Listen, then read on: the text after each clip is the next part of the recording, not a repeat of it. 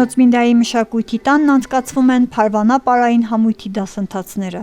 Ամառային արձակուրդներ են, բայց մեր երեխաներից շատերը դեռ զբաղված են։ Նրանք պատրաստվում են առաջիկա փառատոնին, որը պիտի կայանա Թբիլիսիում։ Հիմա անցկացնում ենք պարապմունքներ, քանի որ պատրաստվում ենք ամսի 18-ին Թիֆլիսում տեղի համերգին, որտեղ մենք ներկայացնելու ենք երկու մեր ազգային պարերը։ Այսօր մենք հիմա պարապմունքներին մասնակցում ենք, որպեսզի կարողանանք լավ դրսևորել մեզ, քանի որ լինելու է մրցույթային համերգ ու ուզում ենք, որ մենք նույնպես մեր տեղը բարձրագույն կարգով գրավենք։ Դեռ չունենք արձակուրդներ,